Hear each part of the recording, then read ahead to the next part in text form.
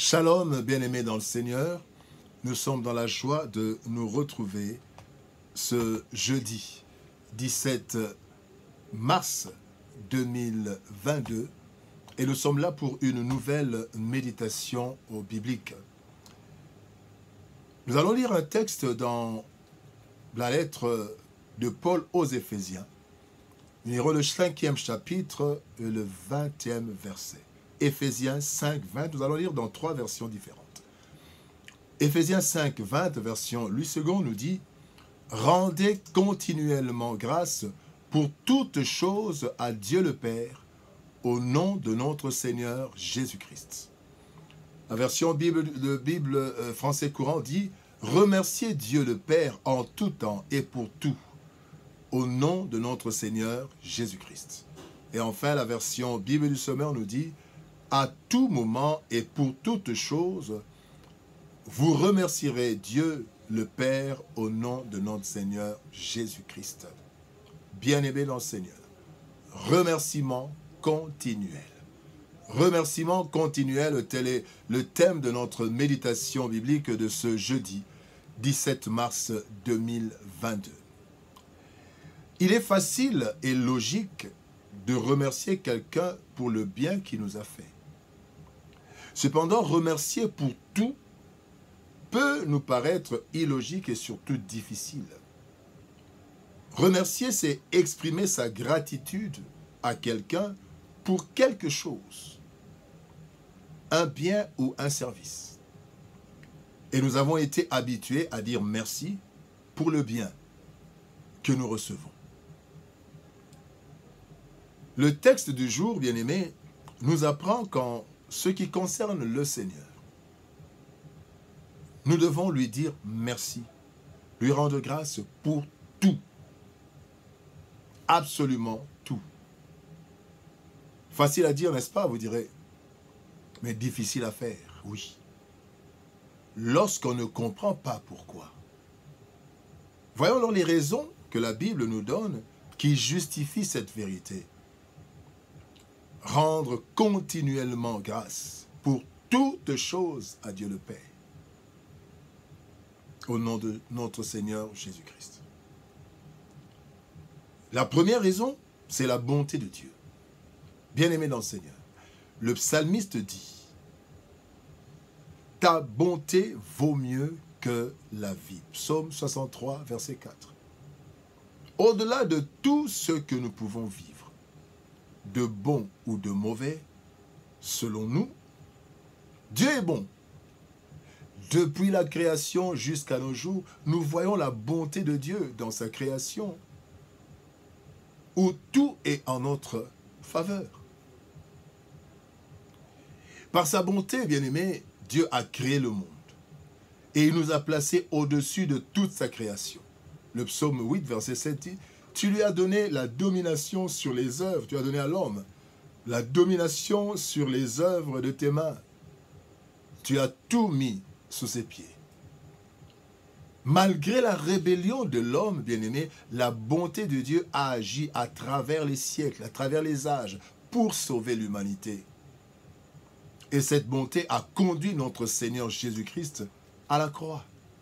Lui qui était sans péché est devenu péché pour notre salut et sans rien en retour venant de nous.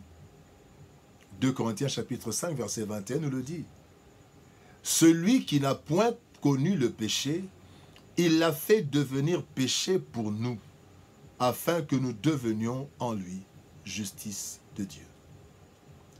Première raison pour laquelle nous devons remercier Dieu en toutes choses, c'est sa bonté, la bonté de Dieu.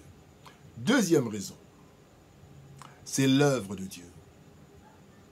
La Bible nous dit, dans Romains chapitre 8, verset 28, « Dieu fait concourir toutes choses au bien de ceux qui l'aiment. » Là, c'est dans la version Bible du Semeur.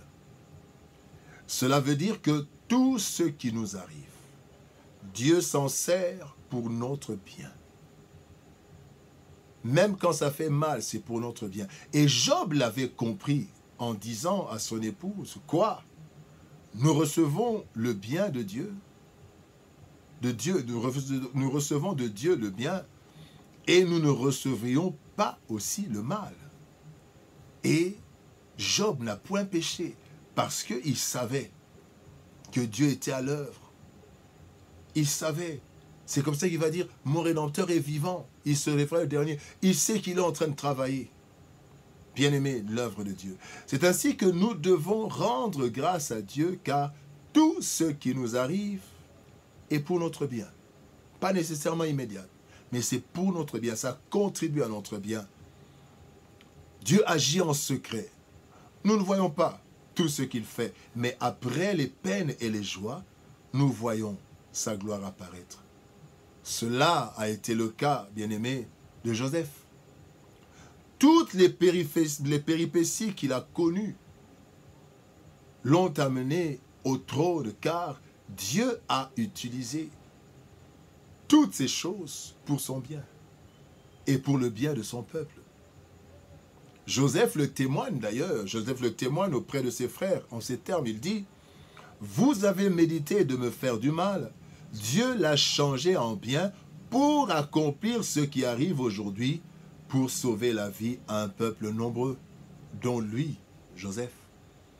Il a fait concourir toutes choses pour le bien. » La déclaration de Joseph, nous le voyons dans Genèse, chapitre 50, verset 20.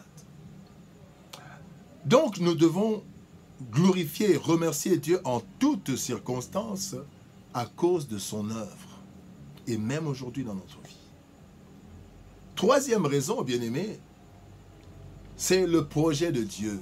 Nous devons remercier Dieu continuellement à cause de son projet.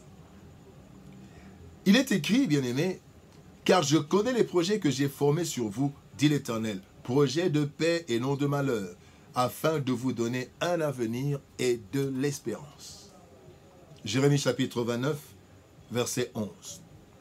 Bien-aimés dans le Seigneur, le plan de Dieu pour nous n'est que bonheur et espérance. Ce qu'il veut, c'est notre prospérité à tous égards, selon 3 Jean chapitre 1, verset 20, verset 2.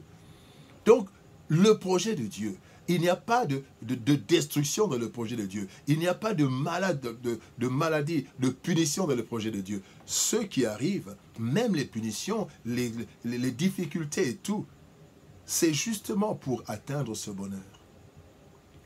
Le plus grand et le plus merveilleux projet de Dieu d'ailleurs, et qui mérite toutes nos actions de grâce, c'est le projet final dont Jésus-Christ parle à ses disciples. Il dit dans Jean chapitre 14, verset 2-3, « Il y a plusieurs demeures dans la maison de mon Père. Si cela n'était pas, je vous l'aurais dit. Je vais vous préparer une place. Et lorsque je m'en serai allé, et que je vous aurai préparé une place, je reviendrai. Je vous prendrai avec moi, afin que là où je suis, vous y soyez aussi. » Quel projet merveilleux! Et cela mérite notre adoration, notre louange, nos remerciements pour ce que Christ est en train de faire. Il nous prépare des places et son désir, c'est que nous habitions, nous demeurions là où il est. Bien-aimés, ne devons-nous pas rendre grâce au Seigneur pour son projet merveilleux? Les projets ici sur la terre, mais le grand projet, le projet final. Remerciement continuel. Ce n'est pas facile, bien-aimés, de dire merci au Seigneur pour tout ce qui nous arrive. Cependant, lorsque nous lisons les Écritures, nous comprenons cet appel à rendre grâce à Dieu pour toutes choses. Et cela au nom de Jésus-Christ, par qui tout a été accompli. Tout a été accompli par Jésus-Christ, qui est la parole qui était au commencement et qui est la parole par laquelle Dieu a tout créé. Bien-aimés, nous devons dire merci au Seigneur pour tout, à cause de sa bonté, ses œuvres, ainsi que ses projets pour nous. Dieu ne nous veut que du bien. Même lorsque nous traversons la vallée de l'ombre de la mort, c'est pour arriver dans le vert pâturage et près des eaux paisibles. Psaume 23. Il mérite des remerciements continuels. Que Dieu nous bénisse. Shalom, au revoir et à demain.